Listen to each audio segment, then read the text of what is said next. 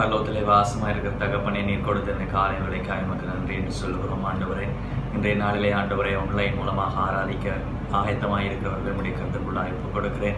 ஆண்டவரே, நீர் இன்றைய நாளிலே கிரியை செய்ய வேண்டும்படியாய் ஜெபிக்கிறோம். பிதாவோடும் ஆண்டவரே, பிதாவை ஆவியோடும் உண்மையோடும் ஆராதிக்கிறவர்களை நீர் விரும்புகிறீர் என்று நாங்கள் பார்க்கிறோம். ஆண்டவரே, இன்றைய நாளிலே ஆராதனைக்கு தயாராக இருக்கிற ஒவ்வொருவரையும் உடைய கருத்துக்குள்ளாக ஒப்புக் கொடுக்கிறேன். ஆண்டவரே, விசேஷமாய் வார்த்தை வழியை உடைய கருத்துக்குள்ளாக ஒப்புக் கொடுக்கிறேன். ஆண்டவரை, வார்த்தை வழியில் நீர் கிரியை செய்ய உடைய வார்த்தையானது ஆண்டவரை கடந்து வந்து அது ஆண்டவரை கிரியைகளை நடப்பிக்காமல் செல்லாது என்கின்ற வார்த்தை மூலம் ஆண்டவரை இன்றைய நாளிலே வார்த்தையை கேட்கிற ஒவ்வொருவரையும் இருக்க தாங்க வேண்டும்படியாயும் ஆண்டவரை நொறுங்குண்ட இருதயத்தை நீர் தேற்ற வேண்டும்படியாய் ஜெபிக்கிறோம். தொடர்ந்து ஆசீர்வதியுங்கள். தொடக்கத்திலிருந்து முடிவரை உம்முடைய கரம் கூட இருக்கட்டும்.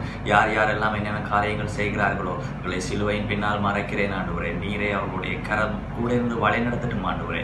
மிகுதியான ஒவ்வொரு வேளையும் ஒப்புக் கொடுத்து இயேசு கிறிஸ்துவின் நாமத்தினால் ஆண்டவர் ஜெபிக்கிறேன் நல்ல பிதாவே, ஆமென்.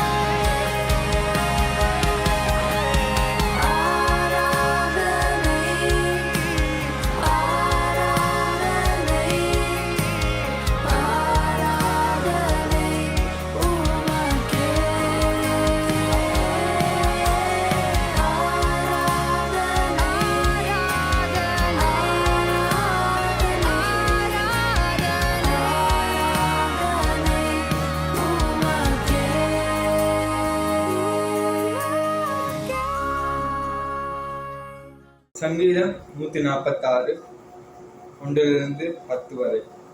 அல்லேலூயா, என் ஆத்துமாவே கர்த்தரை துதி.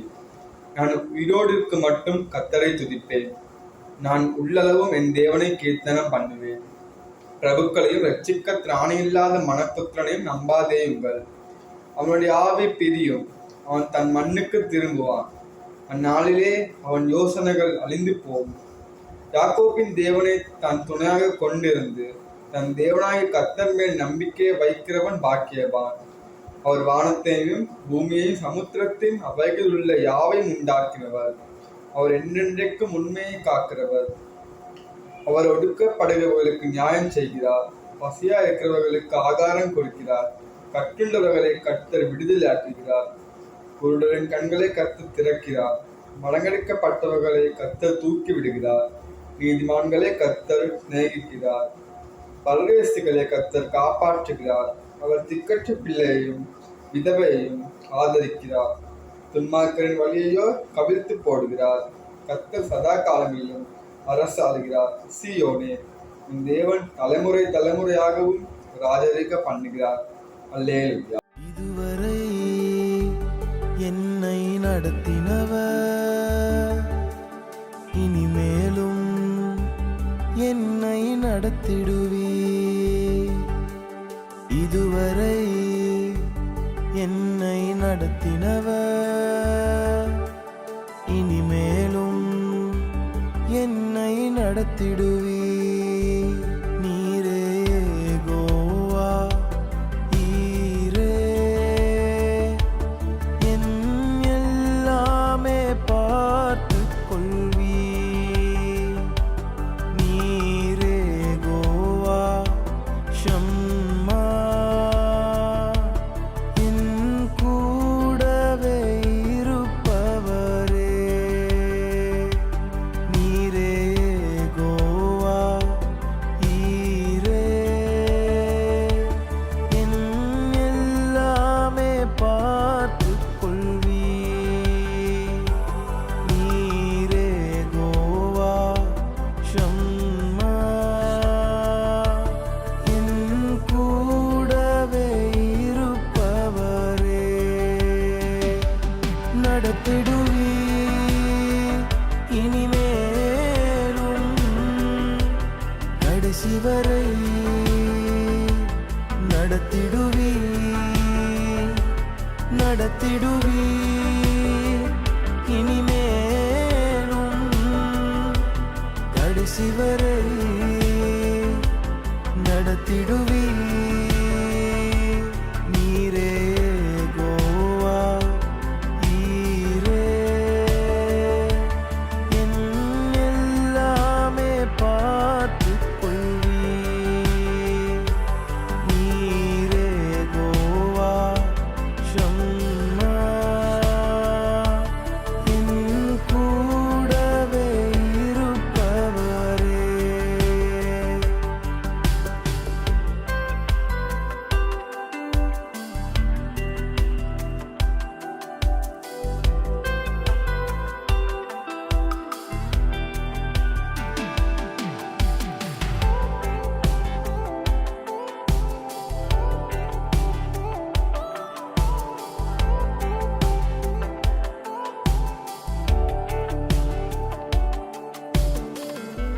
இந்த தேவன் என்றென்றும் உள்ள சதா காலமும் நமது தேவன்.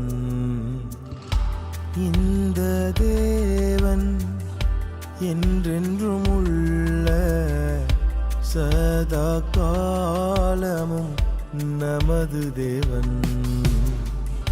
மரண பரியந்தம் நடத்திடுவா, என்னை நடத்திடுவா. மரண பரியந்தம் நடத்திடுவா, என்னை நடத்திடுவா. நடத்திடுவி இனிமேலும் கடைசி வரை. நடத்திடுவி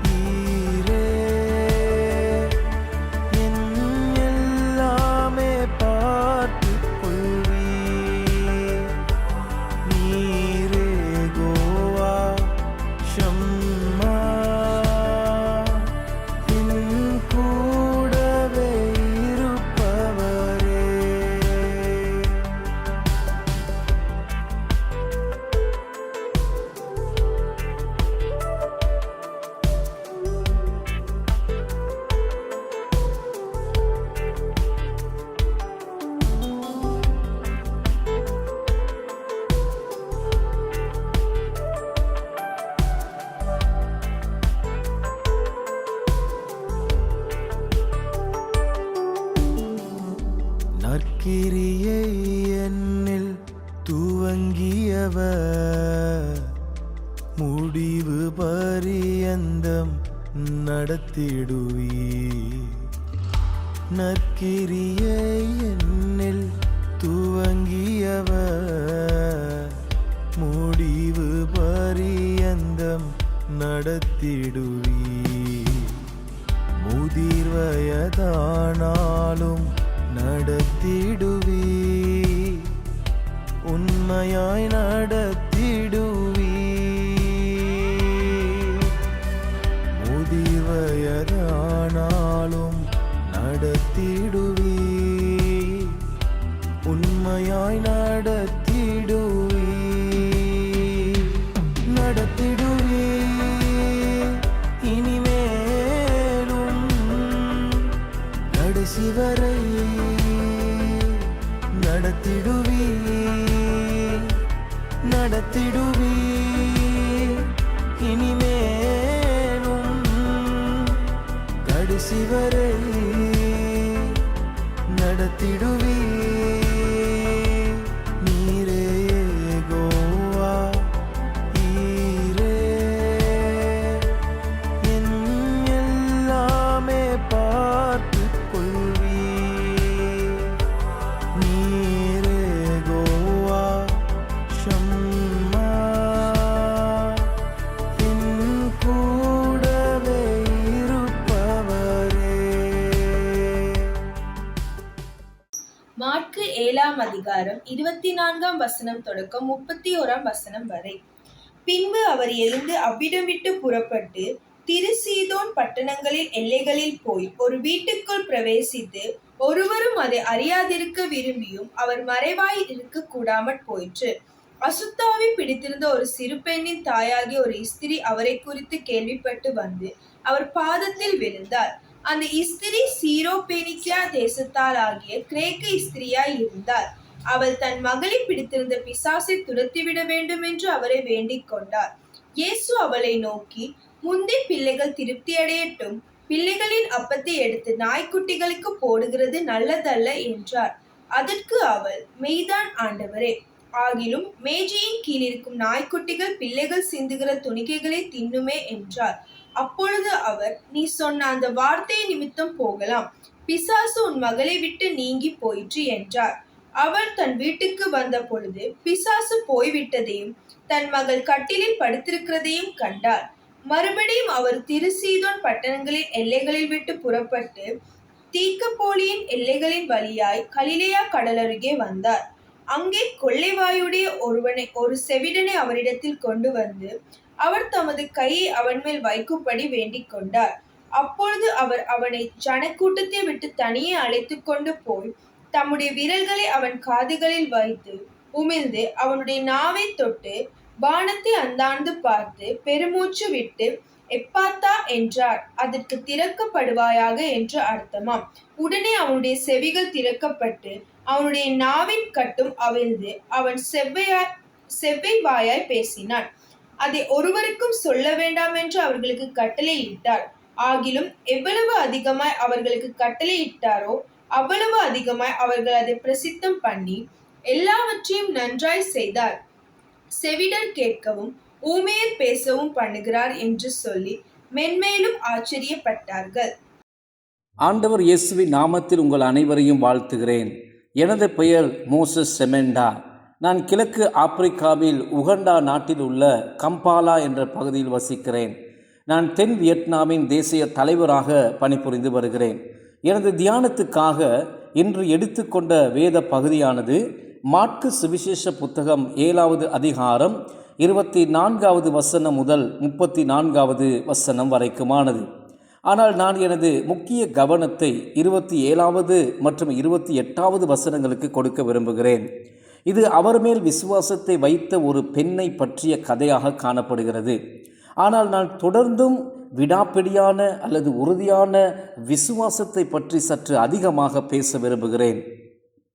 ஊழியர்களாகவும் தலைவர்களாகவும் போதகர்களாகவும் இந்த பெண்ணுக்கு இருந்த உறுதியான விசுவாசத்தை போன்ற ஒரு விசுவாசம் நமக்குள் இருப்பது மிக மிக அவசியமாயிருக்கின்றது. இங்கு மாற்கு 7வது அதிகாரத்தில் 27வது வசனத்தில் நாம் வாசிக்கிறோம், முன்பு பிள்ளைகள் சாப்பிடட்டும், அவர்கள் தங்களுக்கு தேவையானதை சாப்பிடட்டும் என்று இயேசு கூறுகிறார். பிள்ளைகளின் அப்பத்தை எடுத்து நாய்க்குட்டிகளுக்கு போடுவது நல்லதல்ல என்று அவர் அவளிடம் சொன்னார். அதற்கு அவள், மெய்தான் ஆண்டவரே, ஆகிலும் மேசையின் கீழிருக்கும் நாய்க்குட்டிகள் பிள்ளைகள் சிந்துகின்ற துணிக்கைகளை தின்னுமே என்றாள். ஆம் ஆண்டவரே, அவள் பதில் அளித்தார். ஆனால் மேஜையின் கீழுள்ள நாய்கள் கூட குழந்தைகள் போடுகின்ற துணிக்கைகளை சாப்பிடுகின்றன என்பதை அவள் மீண்டும் வலியுறுத்தி கூறினாள்.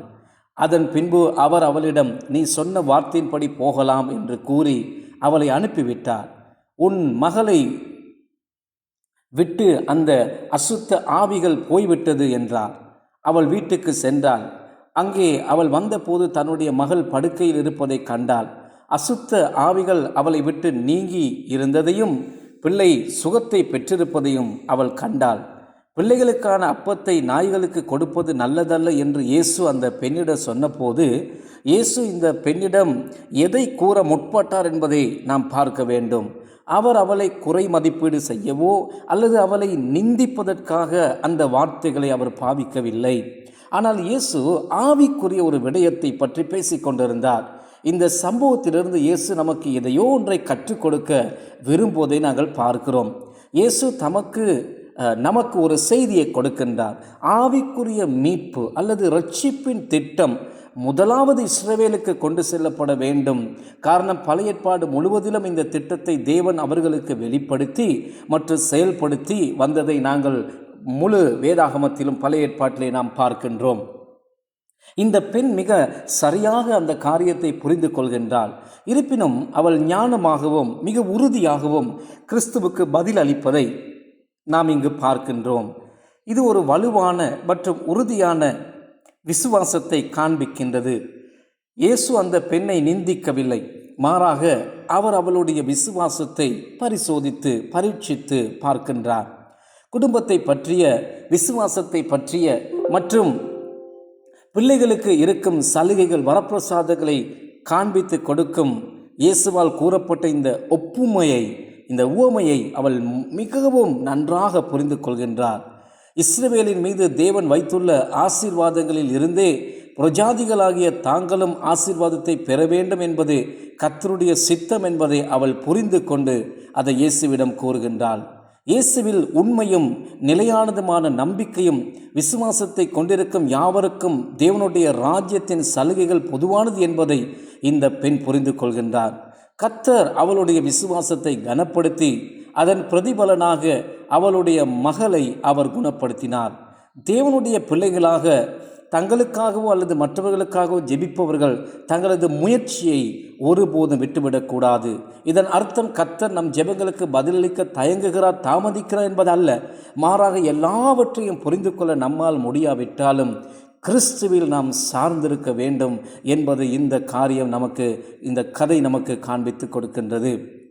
ஊழியக்காரர்களாகவும் கிறிஸ்துவில் சகோதரர்களாகவும் நாம் முழுவதுமாக கர்த்தரை சார்ந்திருக்கும் குணத்தையும் நிலையான விசுவாசத்தையும் நமக்குள்ளே வைத்திருப்பதை தேவன் நம்மிடத்தில் எதிர்பார்க்கிறார்.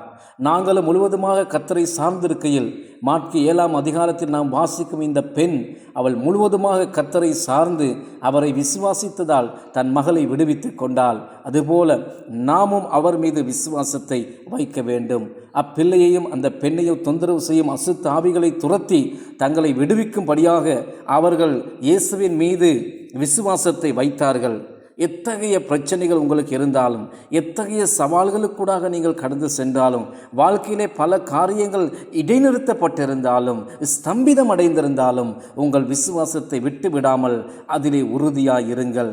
எனவே சகோதரரே, சகோதரியே, நாம் விசுவாசம் உள்ளவர்களாக, விடாமுயற்சி உள்ளவர்களாக இருக்க வேண்டும். கர்த்தர் மீது நம்பிக்கை விசுவாசத்தை வைத்து அவர் உண்மையுள்ளவர் என்பதை முழுவதும் அறிந்து அதை நம்பி அவருடைய வாக்கு தத்தங்களை பற்றி கொண்டு அந்த இடத்திலிருந்து நாம் நம்முடைய காரியங்களை ஆரம்பிக்க வேண்டும். கர்த்தர் தாமே உங்கள் யாவரையும் ஆசீர்வதிப்பாராக. ஆமேன், ஆமேன். இதுவரை என்னை நீர் நடத்தியதற்கு நான் எம்மாத்திரம் என் வாழ்க்கை மாத்திரம். இதுவரை என்னை நீர் சுமந்ததற்கு நான் எம்மாத்திரம், என் குடும்பம் எம்மாத்திரம்.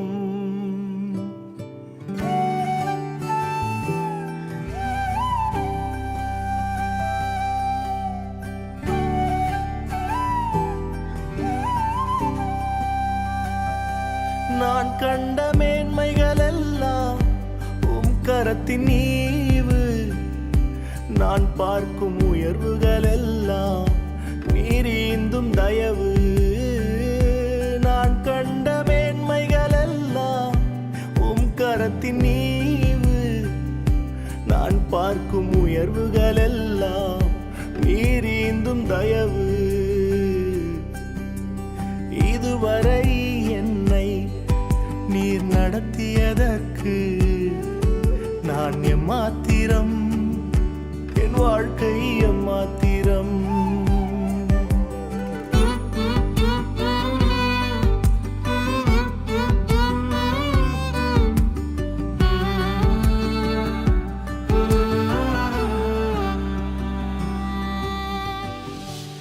ஏன் என்னை தெரிந்து கொண்டீர் தெரியவில்லை, ஏன் என்னை உயர்த்தி நீர் புரியவில்லை, ஏன் என்னை தெரிந்து கொண்டீர் தெரியவில்லை, ஏன் என்னை உயர்த்தி நீர் புரியவில்லை. ஆடுகள் பின்னே அலைந்து திரிந்தே, ஆடுகள் பின்னே அலைந்து திரிந்தே, அரியணை ஏற்றி அழகு பார்த்தீ, அரியணை ஏற்றி அழகு பார்த்தீ. நான் கண்ட மேன்மைகள் எல்லாம் உம் கரத்தின் ஈவு, நான் பார்க்கும் உயர்வுகள் எல்லாம் நீரீந்தும் தயவு. நான் கண்ட மேன்மைகள் எல்லாம் உம் கரத்தின் ஈவு, நான் பார்க்கும் உயர்வுகள் எல்லாம் நீரீந்தும் தயவு.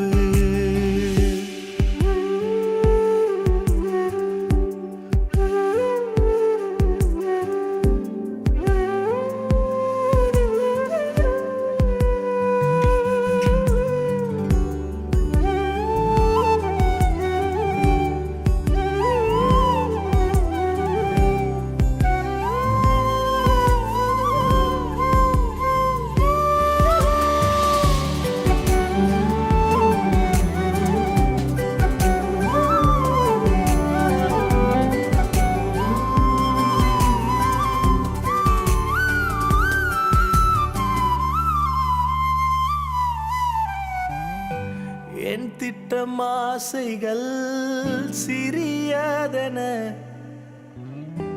உம் திட்டம் கண்டவுடன் புரிந்து கொண்டேன். என் திட்டம் ஆசைகள் சிறியதென உம் திட்டம் கண்டவுடன் புரிந்து கொண்டேன்.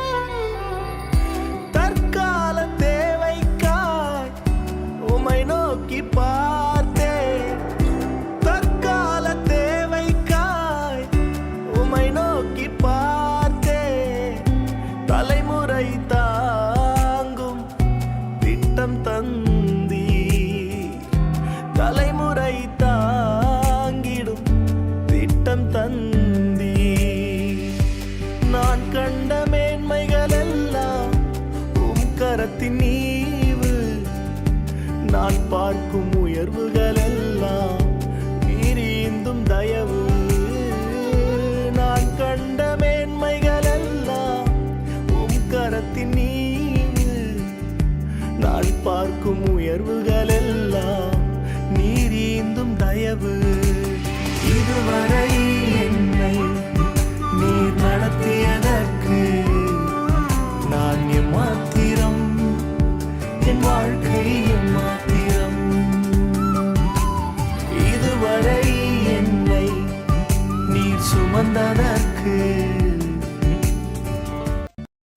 இம்மட்டுமாக எங்களோடு கூட இணைந்தமைக்க நன்றி. கடைசி ஜெபத்தை நான் செய்யும் பொழுது என்னோடு கூட சேர்ந்து இணைந்து கொள்ளுங்கள். அன்பும் இரக்கமும் கிருபையும் நிறைந்த எங்கள் நல்ல ஆண்டவரே, இம்மட்டுமாக கர்த்தர் எங்களோடு கூட இருந்து எங்களை நடத்தி வந்தமைக்காக நாங்கள் நன்றி செலுத்துகிறோம் ஆண்டவரே. இந்த ஆராதனை வேளையிலும் ஆண்டவரே, பாடல்களை பாடவும் உம்முடைய நாமத்தை மகிமைப்படுத்தவும் என் தேவன் கொடுத்த பெரிதான கிருபைக்காக நான் நன்றி செலுத்துகிறேன் ஆண்டவரே. பேசப்பட்ட ஒவ்வொரு வார்த்தைகளுக்காக நான் நன்றி செலுத்துகிறேன் ஆண்டவரே. கேட்கிற எங்கள் ஒவ்வொருவரையும் கர்த்தாவே உம்முடைய இரத்தத்தினால நீங்க மூடிக்கொள்ளுங்க. வசனத்தை கேட்கிற மாத்திரமல்ல, அதன்படி செய்கிறவர்களாகவும் ஆண்டவரே, எங்களுடைய நடைமுறை வாழ்க்கையில உம்முடைய வசனத்தை அடிப்படையாக கொண்டு வாழத்தக்கதான கிருபையை கர்த்தர் கொடுக்கும்படியாக நான் ஜெபிக்கிறேன் ஆண்டவரே. தொடக்கம் முதல் முடிவு வரை பரிசுத்த ஆவியானவர் எங்களோடு கூட இருந்தமைக்காக நன்றி. உம்முடைய பிரசன்னம் எங்களோடு கூட இருந்தமைக்காக நான் நன்றி செலுத்துகிறேன் ஆண்டவரே. இனி வரும் நாட்களிலே கர்த்தருடைய கரம் ஆண்டவரே, நாங்கள் செய்கிற வேலையில, எங்களுடைய குடும்பத்துல, எங்களுடைய சபைகள்ல, நாங்கள் செய்கிற ஊழியங்கள்ல, எங்களுடைய தேசத்துல எப்பொழுதும் என்றென்றைக்கும் ஆண்டவரே இருக்கும்படியாக எல்லா துதி கன மகிமை உமக்கு செலுத்தி என்னை தரை மட்டுமாக தாழ்த்தி உம்மை மாத்திரம் உயர்த்தி இயேசுவின் நாமத்தில் ஜெபம் கேட்கிறேன் நல்ல பிதாவே, ஆமென். அறிவெல்லாம் கடந்த கடவுளின் சமாதானம் உங்கள் மனமெல்லாம் நிறையட்டும். கடவுளையும் அவர் மைந்தன் இயேசு கிறிஸ்துவையும் பற்றிய அறிவிலும் அன்பிலும் அது உங்கள் நிலை கொள்ளச் செய்யட்டும். தந்தை, மைந்தன், புனித ஆவியானவராகிய அனைத்து வல்ல கடவுளின் ஆசி எப்போதும் உங்கள் மீதும் உங்களோடும் நிறைவாய் என்றும் தாங்குவதாக. ஆமென்.